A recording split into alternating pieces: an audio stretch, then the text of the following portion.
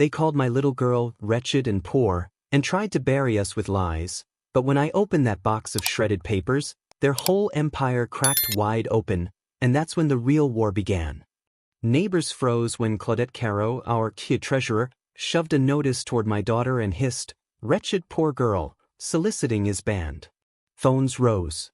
Lawns glittered. Hearts hardened. Marnie's green sash fluttered as thin mints trembled in her hands. I was 50 remembering 30, rage-shaking old bones I thought were done fighting. Claudette's lemon blazer glowed mean in noon sun. She pointed at bylaws like they were scripture. Corey Finch HAA prohibits door-to-door sales. Her sunglasses showed my small reflection. The paper said $3,000 for unauthorized sales.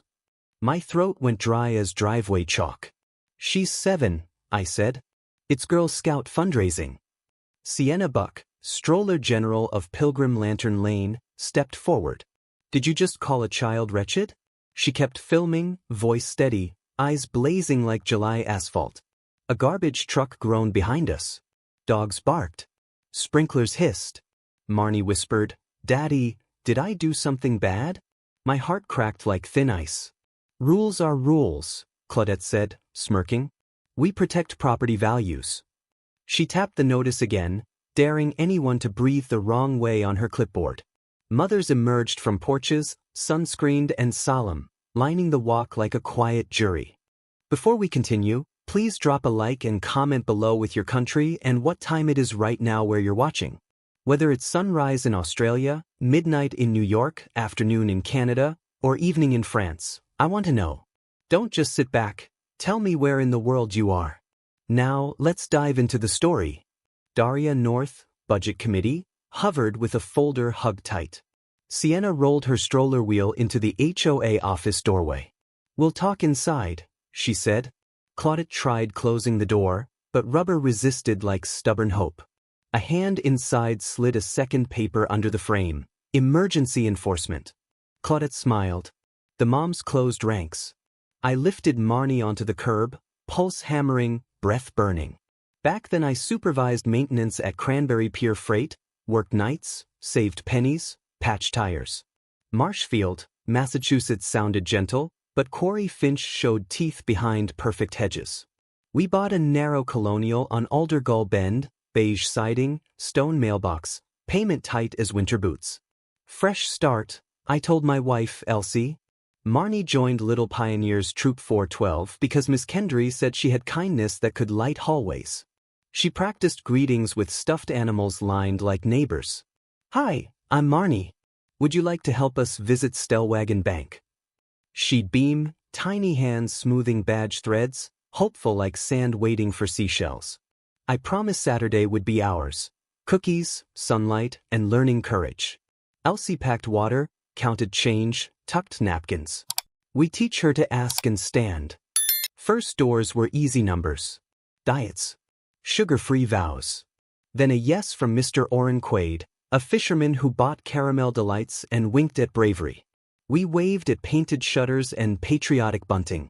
Lawns smelled like cedar mulch and sour pride. A golf cart hummed by with a clipboard passenger. Sienna buckled her twins, Tig and Liddy, and called, "Swing by Pilgrim Lantern Lane later." Her voice always sounded like help arriving exactly on time. We reached the HOA office on Quarry Finch Road, a converted garage dressed like City Hall, blinds half closed, porch light weirdly on at noon. Marnie knocked brave. The curtain flicked. Lemon blazer appeared. The day tilted. History tightened. And the word wretched would cut deeper than any unpaid bill. Soliciting violates community standards, Claudette declared, tapping tabbed bylaws. We prioritize safety and quiet. She looked at Marnie like kindness was a broken sprinkler. I said, "The bylaws allow youth fundraising." My voice wobbled like a screen door in wind. Claudette's mouth curved. "Not here. Not today. Not under me." Marnie offered thin mints anyway, a peace treaty wrapped in green. "Please?" For whale watching. Hope lifted, small and brave as a kite before thunder. "Wretched poor girl," Claudette muttered, not quiet enough. Sienna gasped. Daria stopped breathing.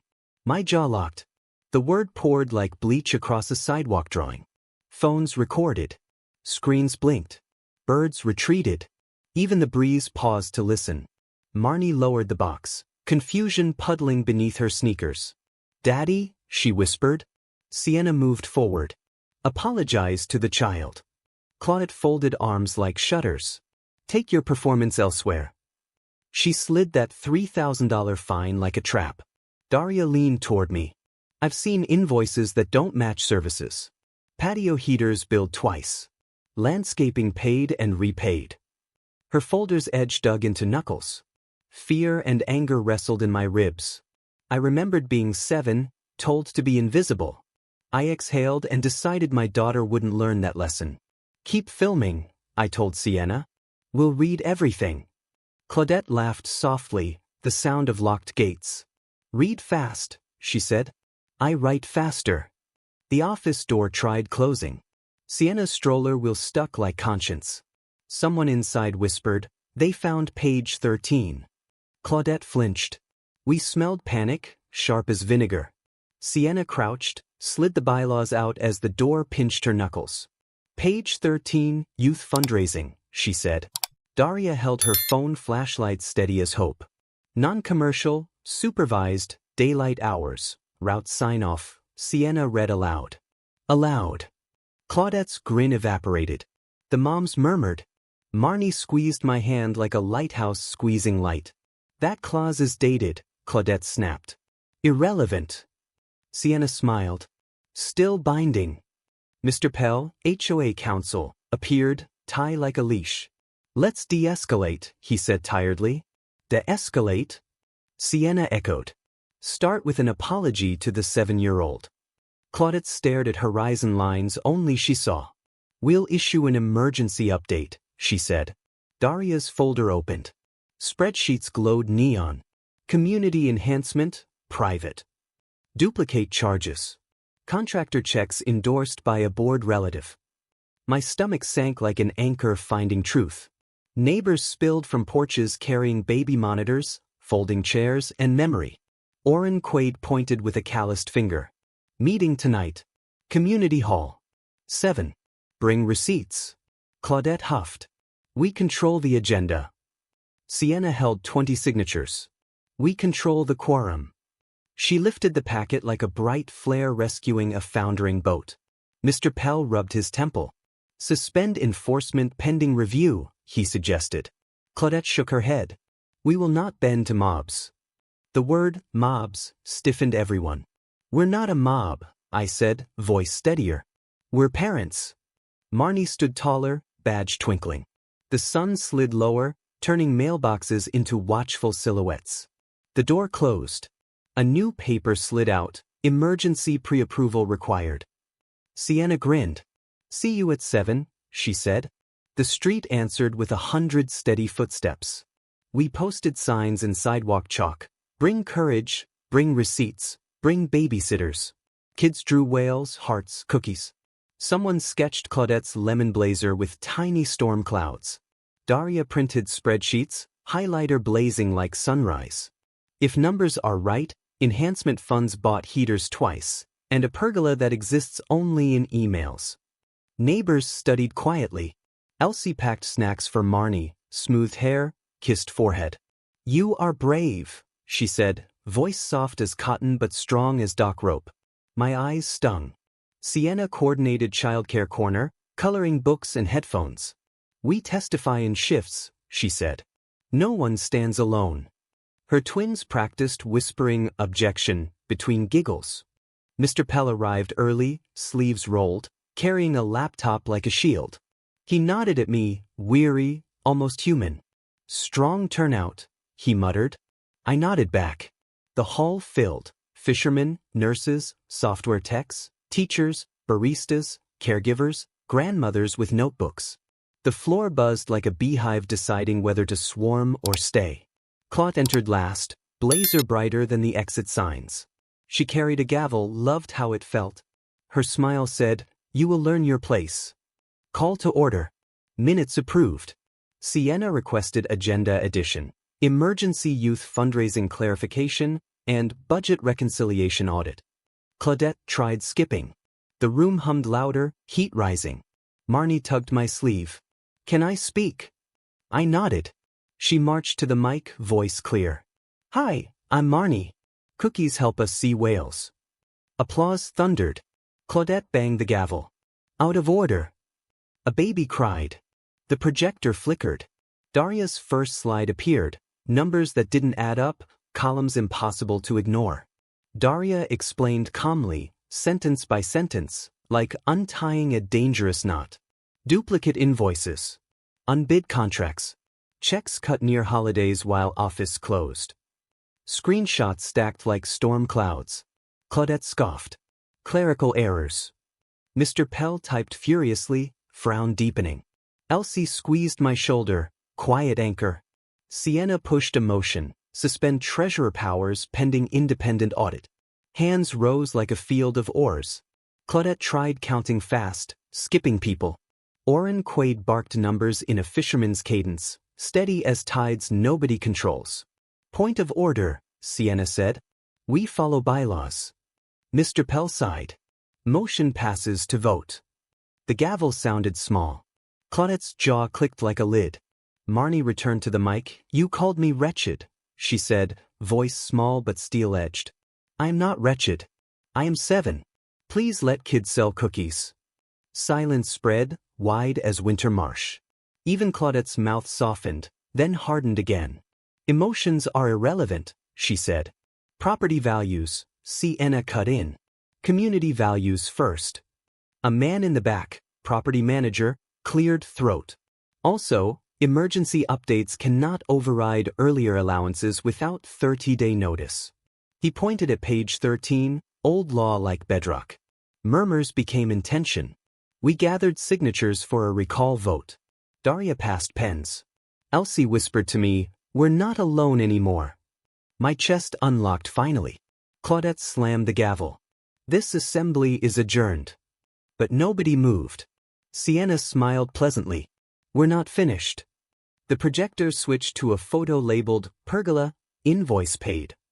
Everyone stared at an empty concrete pad behind the clubhouse. No posts. No beams. No shade. Just wind cutting across a promise that never existed. Oren spoke first. "That's my grandson's ball rolling there every Sunday. No pergola ever stood." His voice scraped like rope against wood, honest and impossible to sand. Claudette's cheeks reddened. "Vendor delays." Daria clicked to emails. Months apart, same stock excuse, repeated wording, signatures strangely similar. Mr. Pell pinched the bridge of his nose. Sienna advanced another slide. The contractor's address, Marlowe Ribbon Drive, matched a board member's cousin. Gasps popped. The room leaned forward, hungry for daylight. The property manager swallowed. "We requested inspections. Got bounced. Said treasurer approval pending." He looked ashamed, then angry, as if realizing his silence had weight. Elsie stepped to the mic. "You called our daughter wretched to protect a shaky rule and shakier math. We will not be small for your comfort anymore." Applause rolled. Claudette's gavel thudded like a falling book nobody reads. "Security," she shouted. 2 guards arrived, looked around, then folded arms and ignored her order. Sienna moved a new motion. Immediate recall vote next Tuesday, plus interim treasurer appointment. Mr. Pell checked bylaws. "Procedurally sound," he said, voice resigning itself to rain. Claudette stared at us like we were weeds breaking expensive stone. "You'll regret this," she said. "Property values will collapse." Oren snorted. "They collapse under lies." As people lined up to sign, Marnie handed cookies to nervous neighbors. "Donation box," she whispered, kindness rising over fear like a tide that knows home. Claudette pointed toward Marnie again. "Remove the solicitation." Sienna stepped between, chin high. "Touch that kid and every camera here becomes a courtroom." Claudette hesitated, then stormed outside. By morning, the video spread. "HOA calls child wretched over Girl Scout cookies," captions read. Reporters parked on Aldergull Bend. Sienna drafted statements. Moms created shifts, testimony coordinators, childcare, snack tables, document runners. Daria met a retired auditor, Mrs. Vire, who volunteered free time and sharper pencils. Mr. Pell emailed a hold on deletions notice. Someone in the office called it a preservation order. Claudette called it harassment, but printers coughed out emails anyway. Elsie kept Marnie home from school, braided hair, read ocean books. Stellwagen, Marnie said, tracing whales. We'll still go. I swallowed the stone sitting in chest. Neighbors found more. A pressure washer purchased thrice, gift cards, for volunteers, never reaching volunteers, and a holiday gala invoice without chairs or guests. Sienna set a legal fund jar labeled Sunlight. Coins chimed. Checks appeared. A local bakery sent trays. Orrin brought chowder and stories that warmed colder places. Claudette posted a statement, safety first. No vendettas. Comments filled with screenshots, bylaws, empty pergola photos. She threatened defamation suits. Lawyers shrugged like tired trees. Recall countdown posters went up on every cul-de-sac tree. Tuesday, 7 p.m., Community Hall. The letters looked like oars pulling us toward clean water. That afternoon, a police cruiser idled politely. The sergeant said, civil matter. Keep peace. He bought 2 boxes from Marnie and winked. Claudette watched from blinds. Night fell. Lights glowed in windows. We counted votes in whispers, practiced speeches, and tried sleeping. At 3, my phone buzzed with a message that chilled everything. A burner email arrived. Scans of a check to Alder Events Consulting, endorsed by Claudette's brother. Notes read, pergola planning, though the concrete still waited alone. I forwarded to Daria and Sienna. Anonymous, I wrote. Sienna replied, verify at bank tomorrow. My hands shook remembering the insult to Marnie, the $3,000 threat. Elsie rubbed my back. Finish this, she whispered. Then teach her what standing looks like. Outside, wind rattled flagpoles like nervous drumsticks calling dawn early. Morning, the bank confirmed. Funds moved through relatives, circled back as community prizes. Mrs. Vire traced it like a map of a river that never reached ocean. We sent findings to Mr. Pell. He read, color draining, then called an emergency executive session.